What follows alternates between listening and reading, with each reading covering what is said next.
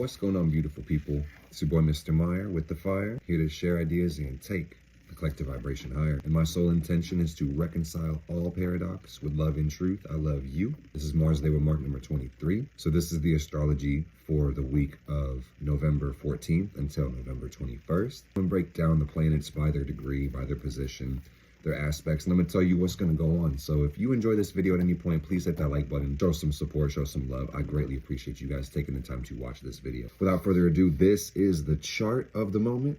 Take it all in, enjoy the chart. You can ignore the houses and just pay attention to the planets and their signs and then the aspects they make. This is the chart 1 week from now on the 21st. So you'll see a little bit changes. I'm gonna walk you through it and show you what's different. First thing to note is that the sun is at 22 Scorpio, and next Tuesday it's going to be at 29. This is our last full week of Scorpio, and we're going through a seasonal transition. We're about to be in Sagittarius. At its core, Scorpio really represents transformation and becoming your best version, evolving and going straight towards success. I just encourage you all to be intentional with this last week of Scorpio because there's some pretty interesting aspects when it comes to the sun. Scorpio represents our ability to regenerate. So this is really the time to let go of stuff that's holding you back, whether that's a bad habit or bad people or bad places, bad ideas.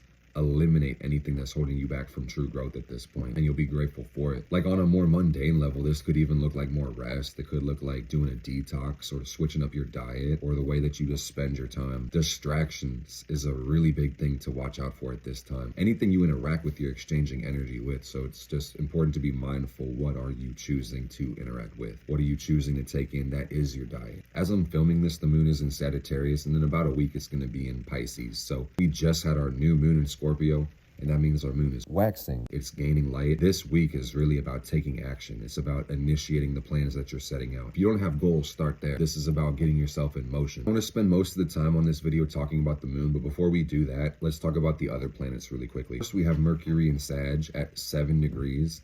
1 week from now, it's going to be at 17. We've got a little bit of motion, not too much. Mercury is all about how we think and how we speak and communicate and take information from the world. You'll see with Mercury and Sag that there is a lot to learn, a lot to see. It may be time to study. This placement really brings a curiosity. It really brings a need for information and new experience. What I think is even cooler about it is that when you have conversations with people or even think through your own thought process, you may be more articulate, you may be more detailed or cohesive or comprehensive in the way that you structure your ideas. I think Mercury and Sag is like a wide angle lens. So it's got a lot of perspective and it can have great detail, but can be quite confusing because the mind is more philosophically oriented right now. It's more about meaning as opposed to facts and logic. Sometimes we can lose ourselves in theory when it's not applicable to real life. So it's kind of natural with this Mercury and Sag to go off the charts or to see things a little bit more high-minded, but just make sure that you can make it make sense and make something practical out of it. And if you are consumed with study and taking in new information, this is also going to just say, make sure that you study something that's useful for you as well. Something that's actually going to move you forward on your plans, because it can, again, be very easy to get distracted with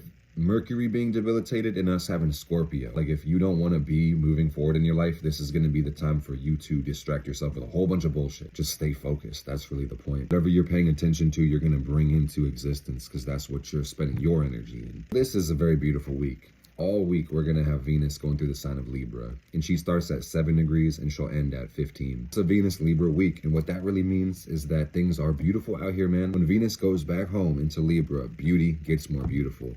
Everything gets more beautiful. Life gets a little more peaceful as well. You may see with Venus transiting Libra that relationships are becoming more of a focus and that people matter a lot. People might be nicer to you, or you may feel more appreciation for them as well. But however that goes, it's going to say that finding your peace, finding your balance, that's priority right now. That's the needs for things to be nice, for things to be pleasant. So you may be also more entertained with the arts, entertained with music, entertained with media or poetry or writing or just style and class and taste. That's an important thing right now because Venus is in Libra, because mama's home, because Venus is relaxing, kicking it back and having a good time in her home where she should be, cardinal air. So balance, scales. Does it make sense? Is it fair? Are we treating others the way we want to be treated? Are we treating ourselves the way we want others to treat us? It's a good thing to review in Venus Libra. Venus Libra says love on yourself so you can have better relationships with other people. So Libra Venus talks about reciprocity. If you don't reciprocate what you're trying to receive, you're not going to feel like it's been received.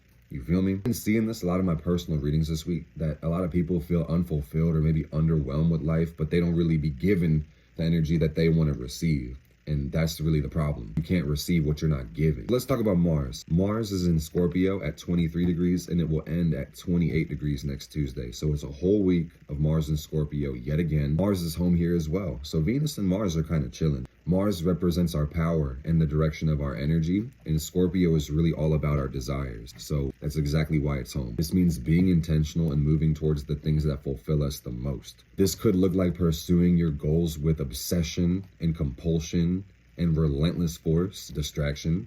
It could talk about retreating from your desires because of fear, because of the intensity. This can also talk about the subtle and the passive approach towards manifesting what you want. Magic is a very Scorpio thing because once again, this is our desire. This is one of the best times to be putting your spells out and manifesting and willing things into existence. Flex your magical muscles. When Mars goes into Scorpio, it's really about eliminate everything that doesn't serve your best and highest good. Whether that's your own thoughts, your own feelings, your habits, circumstances, places you go to, people in your life. Remove everything that's holding you back from your true intention of being. Anything that doesn't support love or honesty's gotta go. You don't got time for it. Your purpose dwells within you, so that's a very important thing to be reminded sometimes. It's easy to try to search the external world to try to find things that are gonna fulfill you, but ultimately it's about your soul. It's about the essence of your being and whether or not that's happy, because at the end of the day, that's all we're taking with us, right? Let's dive in a little bit deeper because this video really is about Mars. The most exciting thing that I think is going to happen this week with the planets is on Saturday, the sun and Mars are going to make their conjunction, and that's called the Cazimi, whenever planets make their conjunction with the sun. I've been prepping you guys for this all month, and this is the sun applying to Mars because effectively the sun is the faster moving body from the geocentric perspective. As this connection has been coming into focus, our desires have been too. And intensity and pressure has been building. So this aspect, because of the sun, does reflect character development or character growth or removing character liabilities, things that hold you back. The sun also represents our life force and our energy, our vitality. You may see the theme of this cycle is really going to be about getting your energy moving or stepping into your power. On Saturday, when this connection hits, that's going to start a new Sun-Mars cycle, which happens roughly every year, a little bit more than a year, because keep in mind that Mars is going to move with the sun at the same time. Last week, Mars and Uranus were making a hard opposition, so energy levels may have been fluctuating quite a bit recently, but we should be seeing them stabilize come the weekend, which is really cool. The important thing is movement. No matter what you're going through, whether energy levels are up or down, make sure that you're getting enough movement to aid with the processing. So the Cazimi is going to happen on Saturday, and on Sunday we're actually going to have our quarter moon, which is where the sun and the moon make their square. Sun in Scorpio, moon in late Aquarius, and that's really going to be the fulcrum when it comes to putting in the action. We're going to check in there and make sure that we're maintaining consistency with our goals and see if we need any redirection on that quarter moon as well. But until then, it's really time for you to focus in on your goals and keep acting on them and just make sure that you're being disciplined and not being lazy. Let me break down the nodes because this is really what I want to talk about. A lot of times when we do weekly astrology breakdowns week to week, not much will change because the outer planets are moving so much slower. Can be a lot of retrogrades as well. And I want to show you one of these slower moving themes that we experience, but it's also very important and it's coming into more detail and focus. So the north node in the sky right now, which moves retrograde, is actually applying to Chiron in Aries, which is an asteroid that represents our healing and our spiritual awakening, personally and collectively. The perfect conjunction of these two bodies is going to occur in February, so we are going to see that this pressure is building over the end of the year and the beginning of next month. But the whole point of Chiron and the node connecting is healing the world and moving forward through our own healing. So if you can participate in the healing journey, if you can use some of your tools and energy and resources to embody that willfully, integrate pain into strength, or even give guidance to other people, teach and heal and share resources, that's going to help the collective vibration increase. That's going to help everybody move forward. And that might actually help you fulfill your purpose at this time. The North Node and Chiron are both in Aries, and this is a challenge for us, either way you see it, stepping into your power, utilizing your Mars, which is the ruling planet of Aries. One of the most painful things about the human condition is not knowing your place within the world, because our perspective of the world is influenced by our subjectivity. Your rationality is going to kind of prompt you towards enlightenment but your heart may prompt you towards, romanticizing and sublimating your being into life, if that makes sense. So that's a paradox. And that's just going to say that really nobody knows what the fuck you're supposed to be doing within your own life. And on some level, you might just have to take a action, which is Aries. It's impulse. Nobody knows what the fuck you're supposed to be doing. Let me make that clear. You're a human. I'm a human too.